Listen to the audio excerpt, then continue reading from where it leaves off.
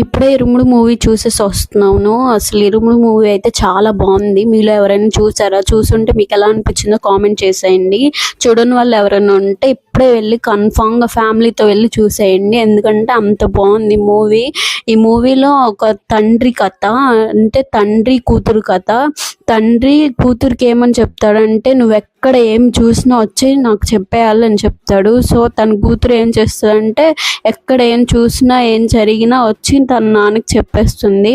అప్పుడు వాళ్ళ నాన్న వెళ్ళి ఆ ప్రాబ్లమ్ సాల్వ్ చేస్తాడు. దీనికి అర్థం ఏంటంటే, ఒక నాన్న తన కూతురికి కాకుండా ఊళ్ళో అందరి కూతుర్ని తన కూతుర్లా చూసి ఏం జరిగినా నేనున్నాను అని చెప్పి చూసుకోవడం, ఇలా ఉండడం చాలా గ్రేట్ కదా. ఇలాంటి ఫాదర్స్ ఇంకా ఉన్నారు. సో వాళ్ళందరికీ హ్యాట్స్ ఆఫ్.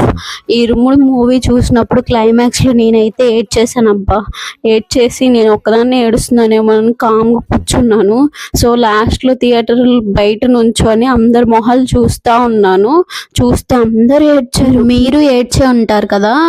ఈ సినిమా క్లైమాక్స్ చూసి ఏడవకుండా ఎవరు బయటకు వచ్చారో వాళ్ళు కామెంట్ చేసేయండి అబ్బా. అసలు ఏడ్చిన వాళ్ళు కూడా కామెంట్ చేసేయండి. ఇంకా మన మాస్ మహారాజా గారు కూడా సూపర్ యాక్టింగ్ చేశారు. రవితేజ గారి ఫ్యాన్స్ ఎవరైనా ఉంటే కామెంట్ చేసేయండి, లైక్ చేసేయండి, షేర్ చేసేయండి. ఇంకా జూనియర్ ఆర్టిస్ట్ నక్షత్ర కూడా బాగా చేసింది. టీచర్ అమ్మ అయితే భయపెట్టే